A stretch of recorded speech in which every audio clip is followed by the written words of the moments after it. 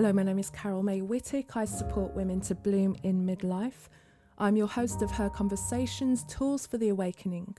Her is an acronym for Higher Energetic Resonance. This is the optimal state to embody in order to attract our highest desires. What is the awakening? This is the moment in time when humanity rises up out of the darkness. Who is awakening? Each one of us present on earth today, reclaiming our sovereignty, seeking greater possibilities in our reality and looking for solutions. We know being awakened is not a lofty ideal, but a necessity. If we can transform ourselves, we can change the world. Guests on Her Conversations will speak to your spirituality, sensuality, and soul. Listen to their stories and hear how they are in service to the world. Let their words and these conversations embolden and inspire you. Before we dive in, if you're navigating midlife and craving more meaning, creativity, and alignment, let's talk. I offer a free connection call to help you get clarity and to see if working together inside my Bloom into Midlife program could be the right step for you.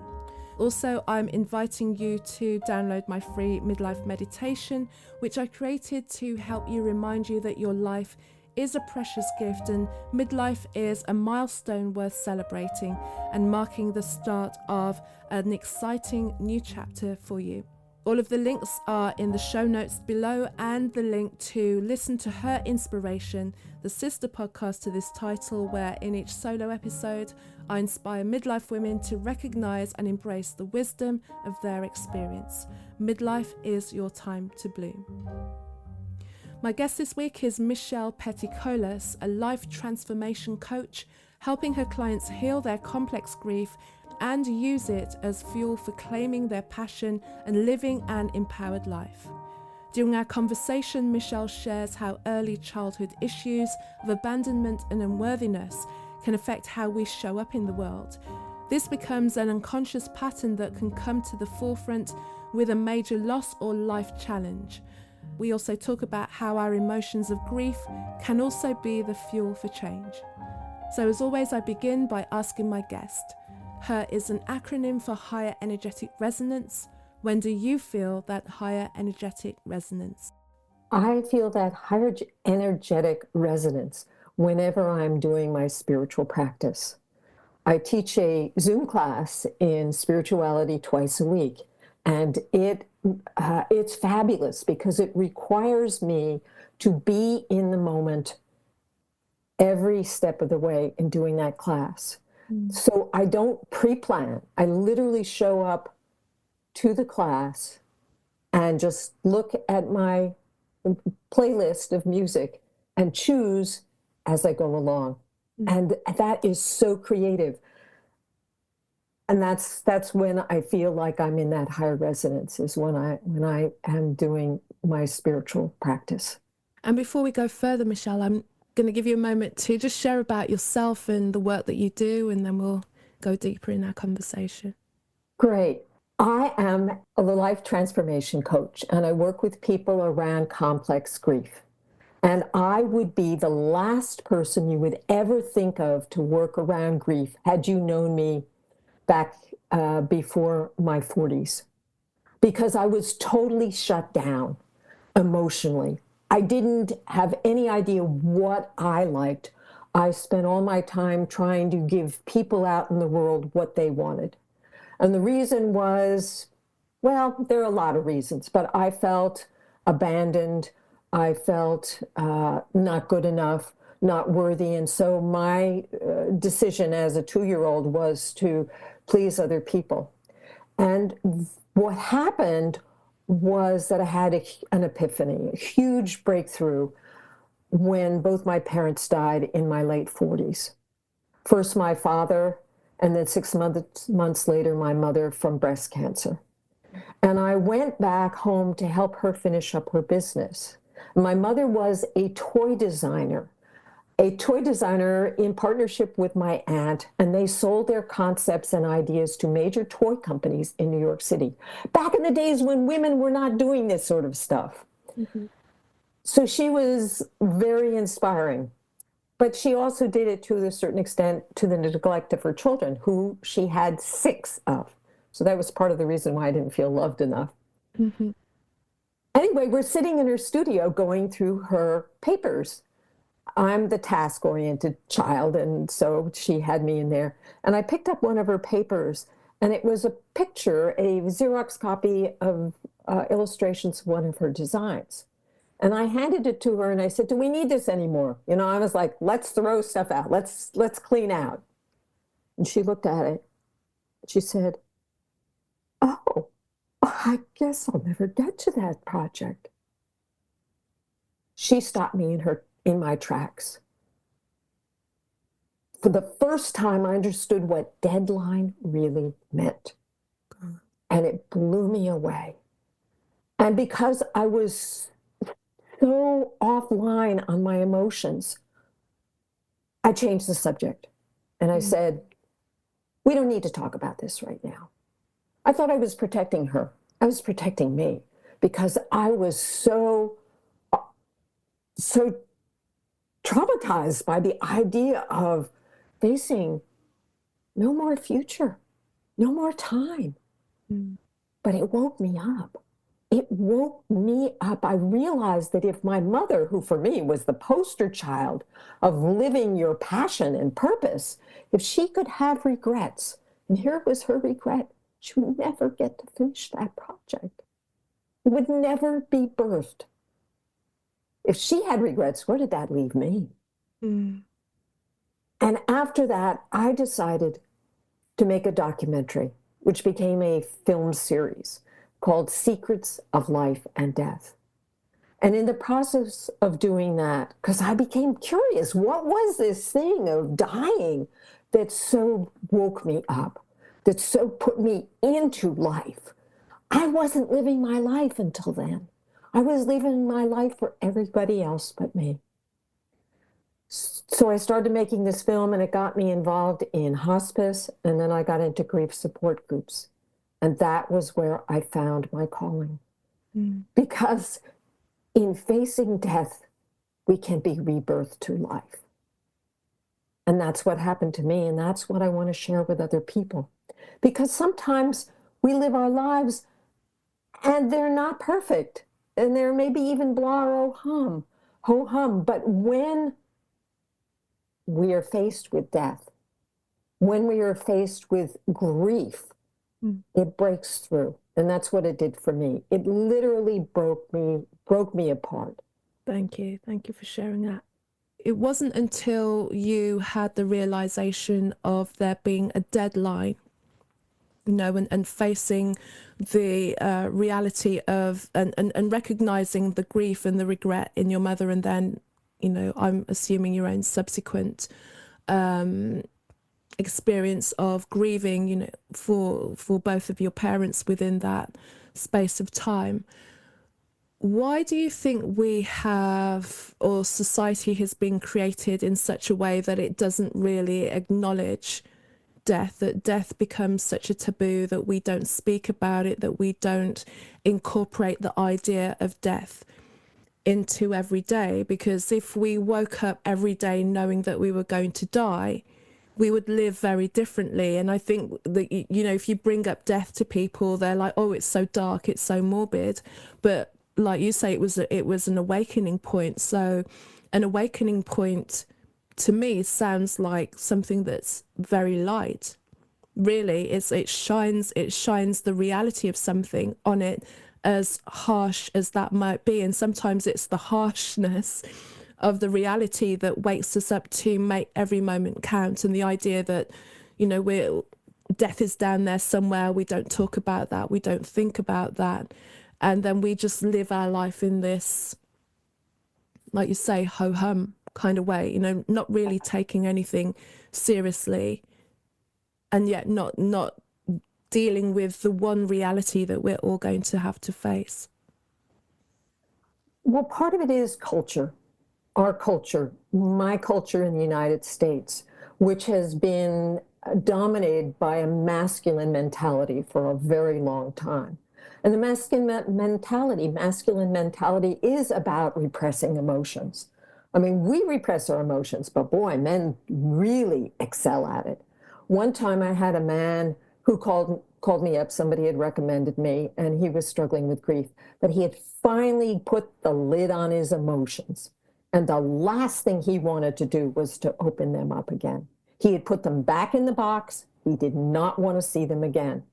My heart went out to him because I know what happens when we repress our emotions, when we hold them in. We get sick. We are literally constricting our muscles to hold that emotion in. And that constriction prevents the flow, not only of fluids, but energy in our body. And so it's like a stagnant pond. It eventually dies if we do not release the energy, the flow.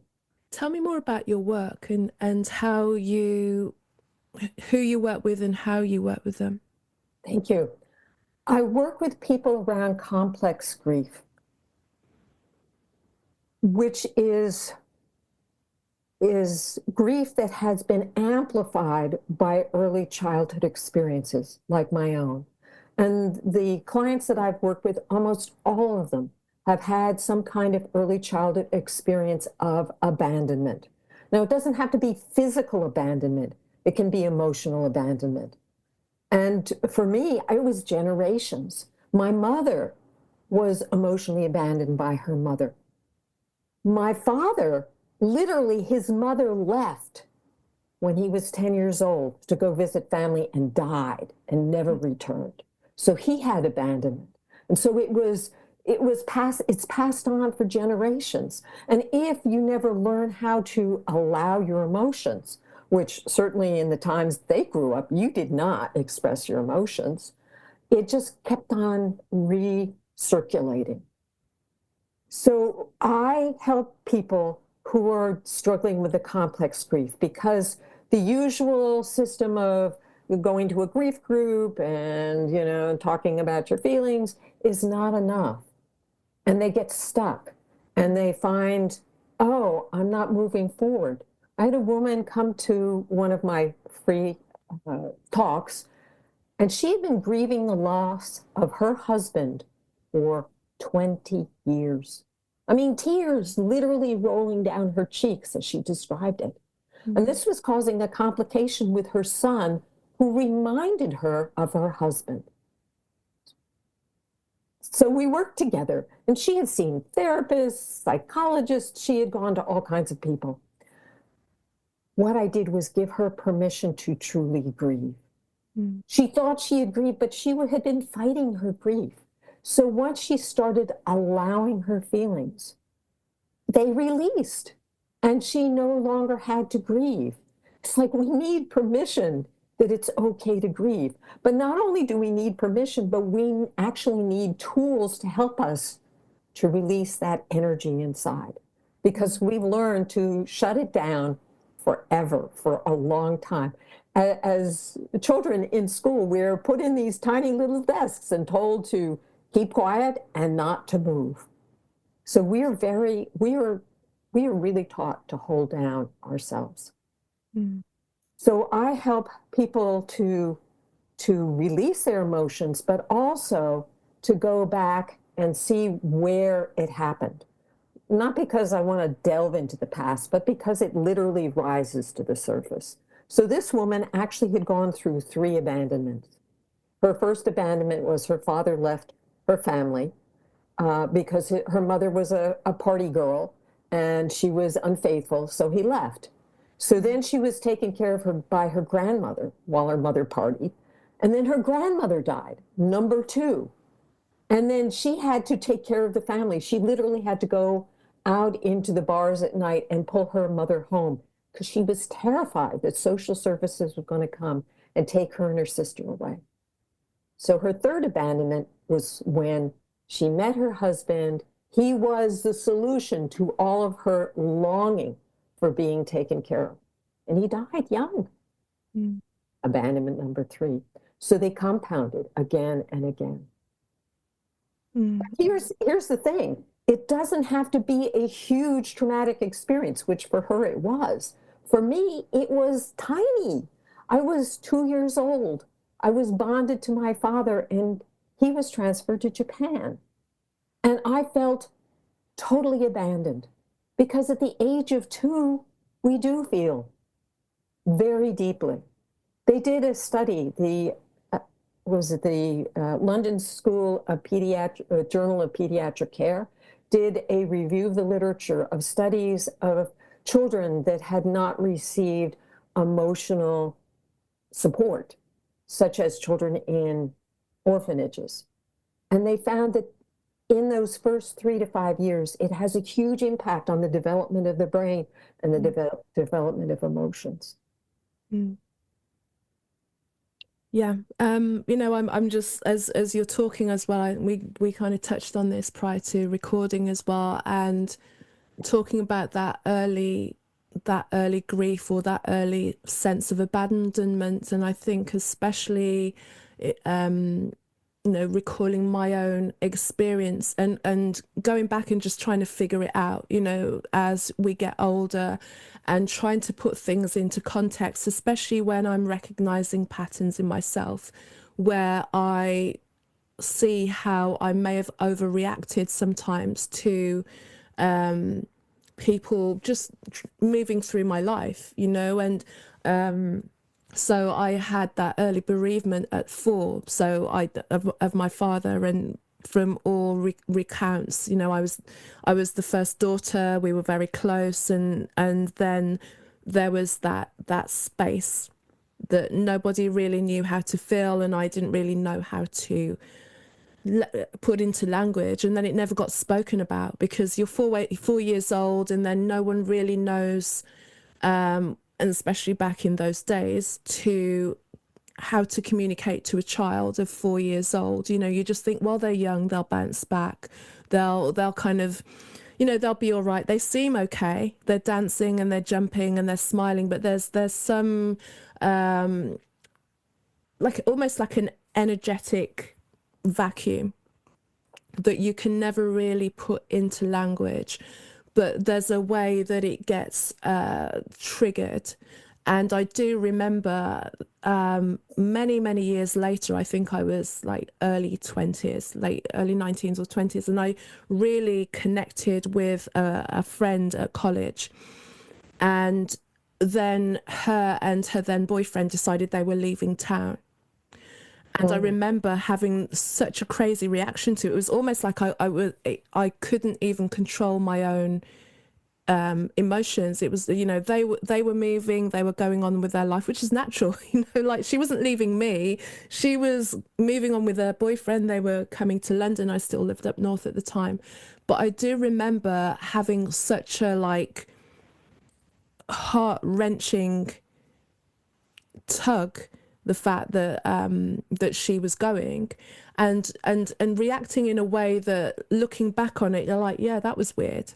The way that I was acting as a result of a friend just getting on with her life, like you do your early 20s. Everyone's kind of finding out where they live, but looking back on that and seeing that, how, of course, because I think she was probably one of the first real friends that I had, that I'd gotten on with on a completely different level. It wasn't just about hanging out and ha kiki. There was a level of inspiration from her. She was only 1 year older than me, but there was something about her that I was very drawn to, and she was very, very kind to me, very, very kind, without any kind of agenda or anything like that. She just genuinely was a kind person, and because there hadn't been that kind of friendship that I'd recognized with any of my friends up to that point, that I felt it so deeply and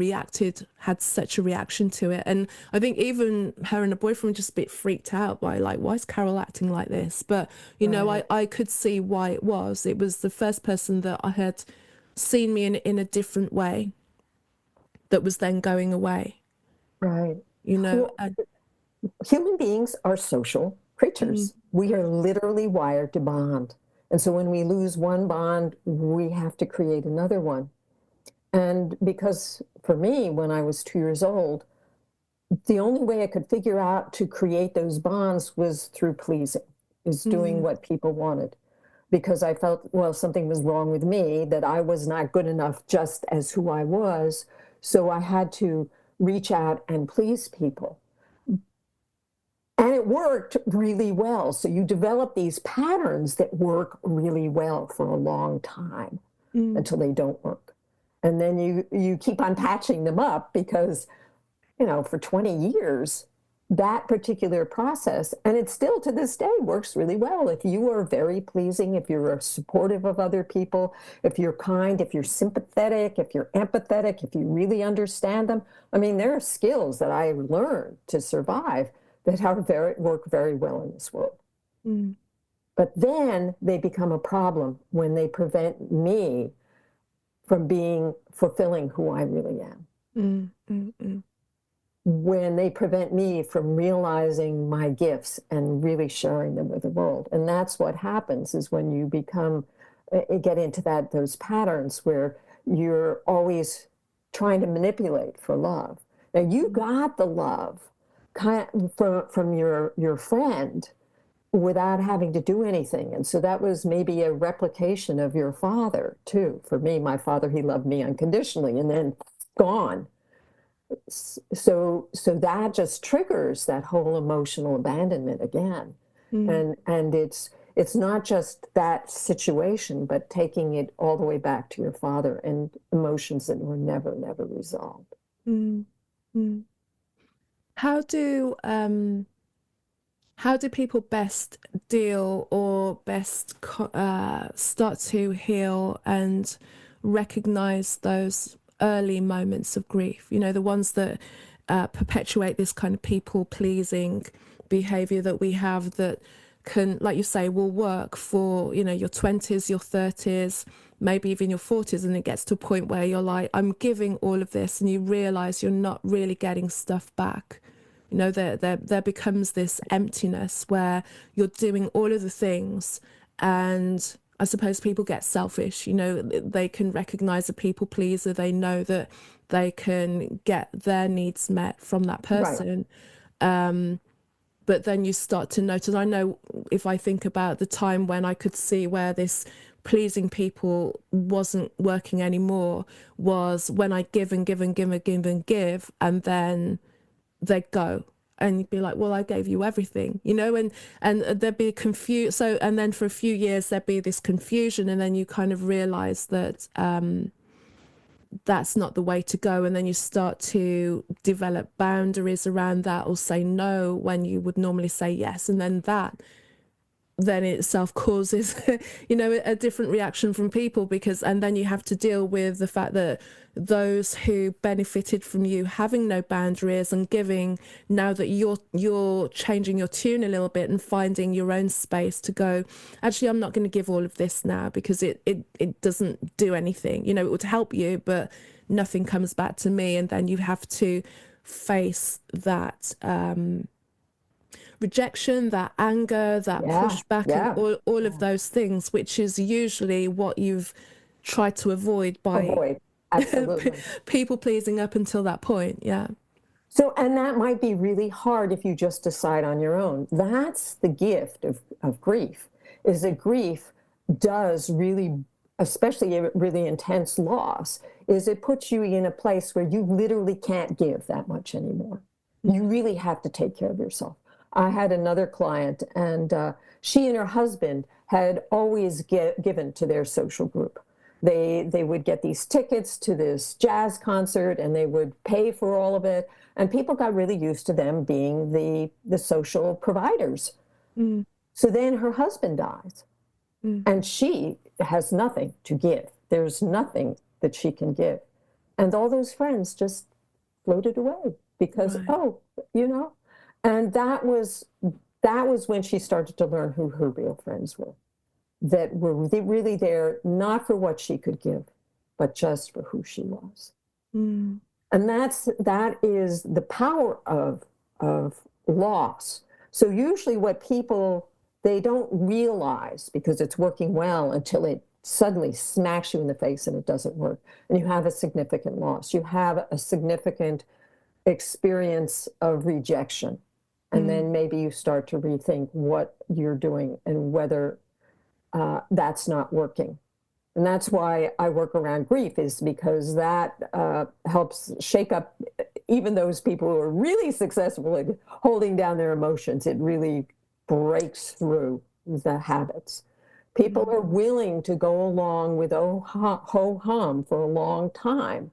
It's only when they're pushed against the wall and literally they can't go on like this. And then they decide they're going to change. Now, I don't know that that's true of everybody.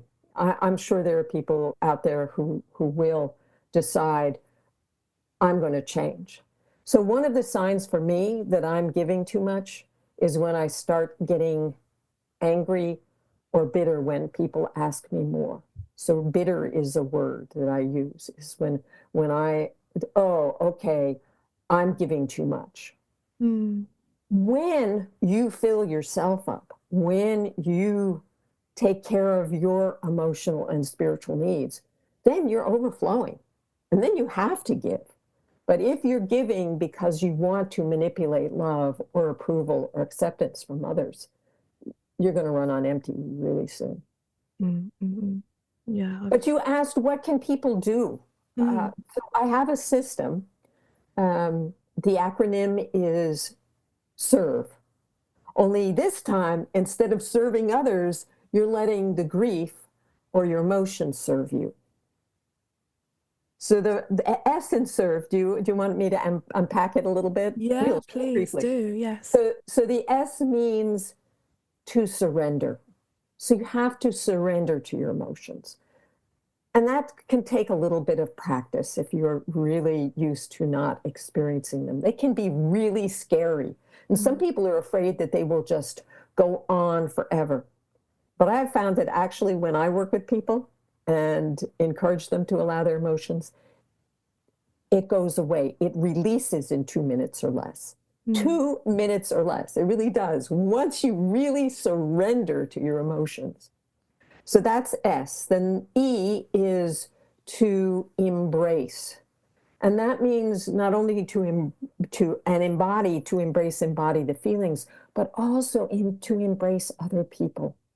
Because in grief, we've lost a major connection. No matter what the loss is, even if it's the loss of a job or loss of an identity, underneath there's some kind of connection with other human beings or fear of loss of connection. So there's always that social component. So you need other people in your life. And a lot of people, when they're going through grief, they feel like they have to hide away because they're so inappropriate, because they're so emotional. I encourage my clients to reach out and develop new connections, to reach out to those people that they know are going to be there for them, that are going to be able to listen to them and not try and fix them. So that's the E. Then the R is really, really key, and that is reframe. And that is to change your languaging and your understanding and perception around your grief, to see it not as this terrible thing, to see it not you as this worthless being who is not going to create, but actually to see it as a doorway, as a time like being in a cocoon where you're going to sprout out into this butterfly afterwards.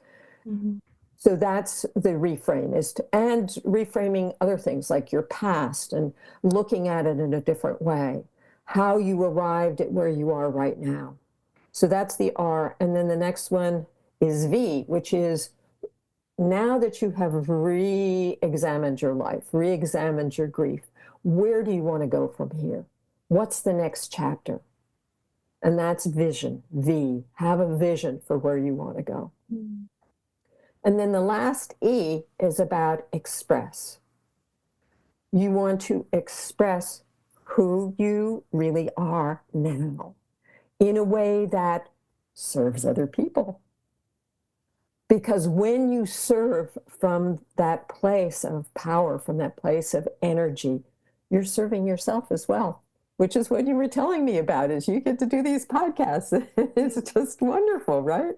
Yeah, yeah. I love that acronym. Well, I love acronyms, so you can tell.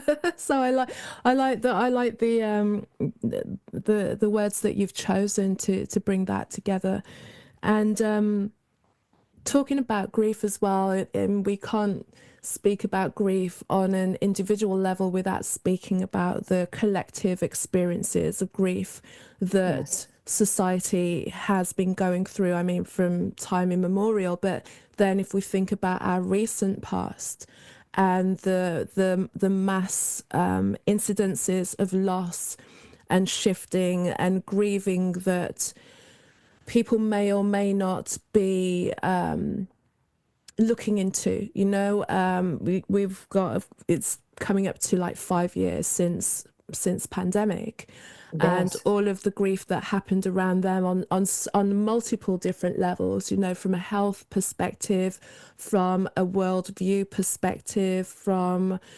there are so many From different. From a social perspective, remember I Right. said we are social creatures, and Mm, yet we were told to stay away from each other, to right. see each other on the street and fear each other because, Mm. oh, they might be a vector for this virus. Right, right. I do remember. I was speaking to somebody the other day about it's like, can you believe it's 5 years? And how it affected so many people, but also just in the same way, seeing people literally leap out of the way in the street. And one thing that I remember is a woman walking down the road, and luckily, because people weren't driving around that much, there wasn't that much traffic. But the way where she jumped from and to into the road is normally a very busy high road, and on any normal day, that could have been, under the Dangerous. wheels of a bus. Wow. But and it was to then to see each other, to not be social, then to view each other as potential harm, as so many different things. Maybe for many people it was a grief of simpler times, times when we couldn't imagine something like this would happen in our lifetime. Maybe, that grief of an innocence, I think, as well, for anyone who hadn't lived through any kind of wartime or any kind of big extreme disaster. But there's never been anything of this scale that's impacted on a level where we all kind of played into it and changed our behaviors as a result. And some of the things we're grieving are a shift in the way that we work, the way that we communicate, and it's kind of developed people in a better way. But also, I don't know, there's so many different levels and layers that I've seen, and in speaking to some people who talking about that period of time, who were very much well, that was then and this is now, and people were acting this way. But it was very clear when I was having this conversation to very level-headed men how the anger came up very quickly, and they were talking Mm. very much about, oh well, that happened that year and people were doing this, and what their thoughts were about the actions that people took. But the way that they were speaking, it was clear that it was just literally there. Right It, under it the was surface, it ready was just, to yeah, blow. it just came out. And and I'm talking about very level-headed British men as well, which Wow. if ever there's a Yeah. buttoned up man, Yeah. there's gonna be a British gent, Yeah, yeah. as they started to speak about it, even though they were talking about the fact that it was in the past, and we've done and dusted with that. But it came where you're just like, that has not been dealt with in you. And these are not necessarily people who are reflective in Right. an outward kind of way, Right. and just witnessing that, I was thinking, I'm wondering how they're dealing with that, or how, if ever they will deal with that, because like you said, if you don't, that needs to go somewhere. Right. No. Yes. And what happens is, as I said, it can result in illness. And Mm, so that becomes the next crisis, or they are so repressed and so angry, and the anger comes out. Maybe they lose their marriage, or they alienate other people. It all impacts in various ways, and you hope that you're going to see it, that you'll reach that wall that says, I need to do something, before you get to the point where, you end up like just dying. You don't want to do that, because what a waste. Yeah. What a waste of your life. And that, what was it? There was this author, Brahmi Ware, who wrote the book, The 5 Regrets of the Dying. And the number one regret was not living a life true to yourself. Right. And that's more common than not, really. Right. The idea that people didn't make that choice, or gave into societal expectations, or kind of overrode the calling of their own heart because of things that they thought they should do, and yet continue. And one of the things that I do, because I do teach and mentor some younger students, and I find them kind of talking in such finite ways about the way that their life is. They're like 25 and they're trying to get everything sorted out by 30, and you're like, I don't want to patronize you or sound patronizing, but trust me, like, you will look back on 30 one day and realize that you were just a child. And even though you feel that this is, the moment of your life, and you're very clear, that is that's just been the first decade. That 20 to 30 is the first decade that you've even ventured into society as an adult. So you can't be making decisions on that. You need backup, and then you need to, I would say, recognize patterns within yourself. Sometimes we need to go around the houses a couple of times, meet the same person a few times before we're like, hang on a moment, what's happening here, to then, which is why I feel it's not until you get to midlife that you can actually have the data, if you want, to see the patterns of your own life and what has happened, to then be able to make decisions on where you go, should you choose to do so, or you suppress it and then you wait until that last breath to be like, oh, actually, and it's at that point that you realize that you don't have the time to step into it. Yeah. So what I would say to young people is trust your intuition, because I believe that spirit is working full time, all the time, moving you where you need to go. And sometimes it's moving you in the wrong direction, but that's okay, because then you're going to find out. It's like the poet Rumi has this poem called The Guest House, and he says, welcome everybody in, the difficult as well as the pleasant guest, because they are all emissaries from the divine, telling us what we need to know. So encourage those youthful people. Oh, you got it all figured out. Fantastic. Be in the moment. Be in the excitement of it.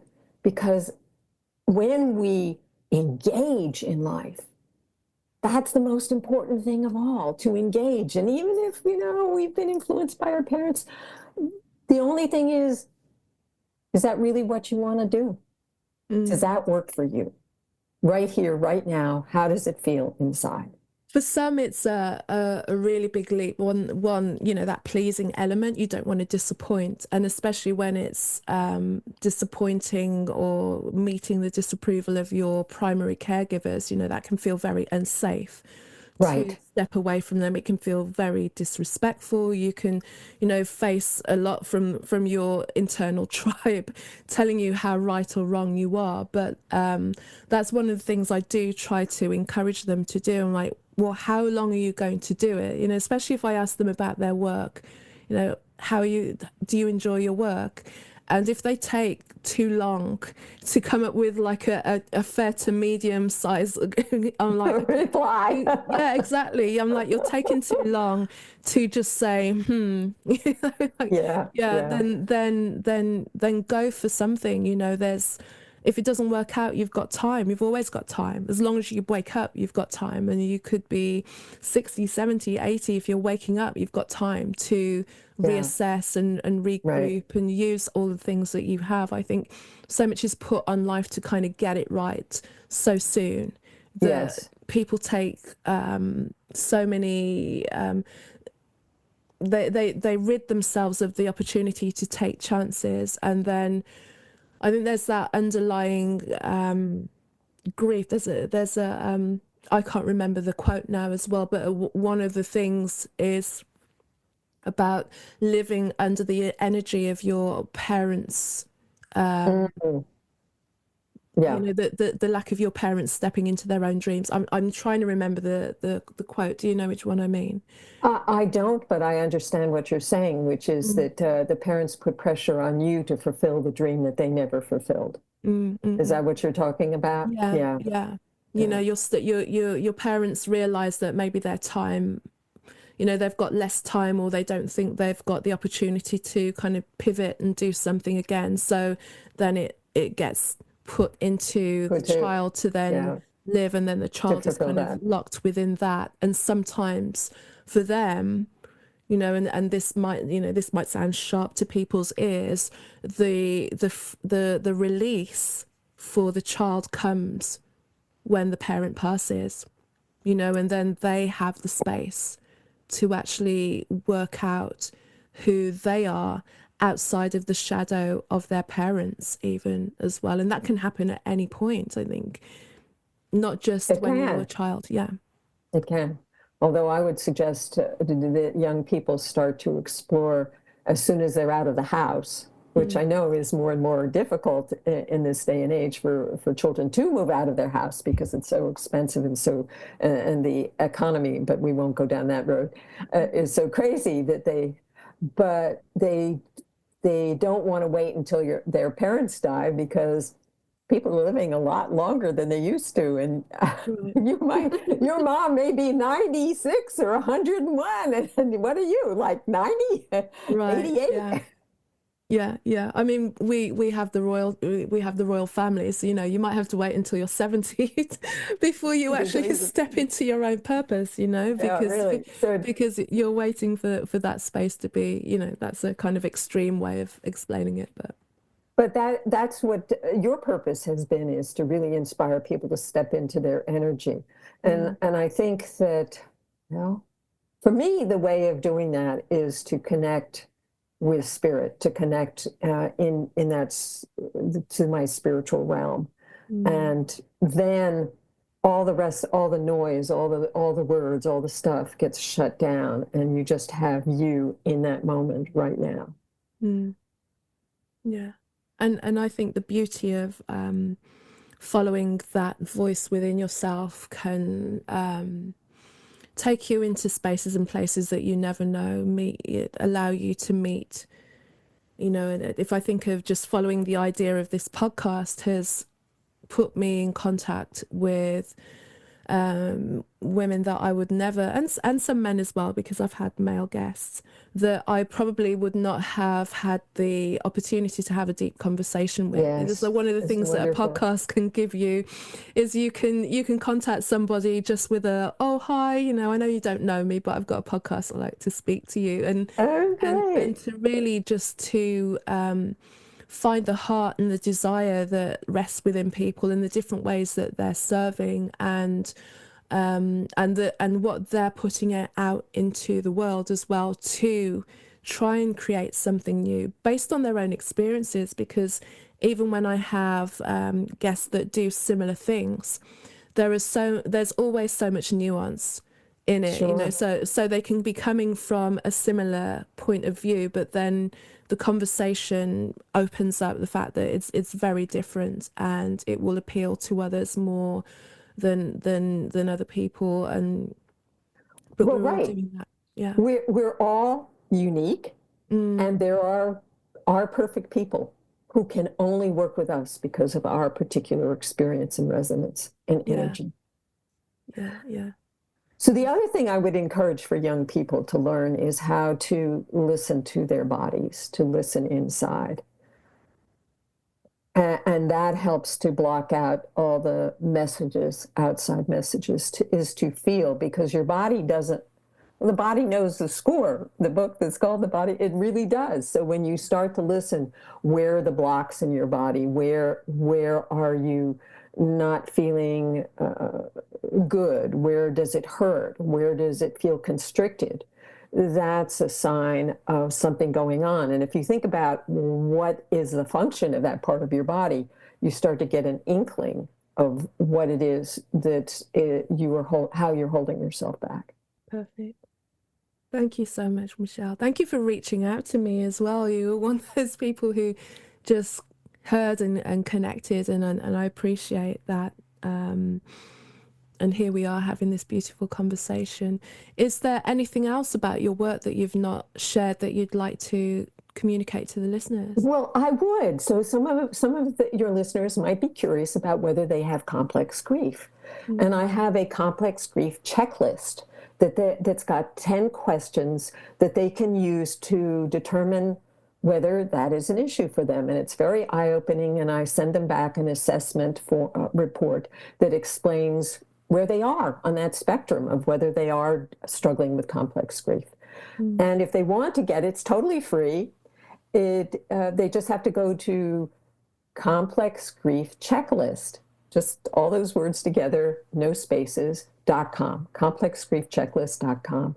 And they'll get a bunch of support information to help them to start to explore how their complex grief is impacting them and what they need to do. Perfect.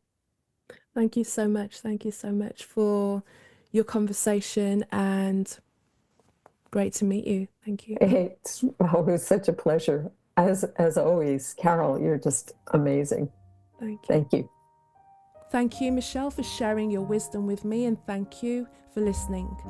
If you felt that you got value from this and you believe you know someone who would benefit from the wisdom of my guest, please feel free to share this episode with them. If you want to find out more about me, head on over to my website. It's carolmaywhittick.com, carolmaywhittick.com. Connect with me on Instagram, Casmic, CAZMICK, and Carol May Whittick on LinkedIn and Facebook. So until the next episode, take care. Thank you.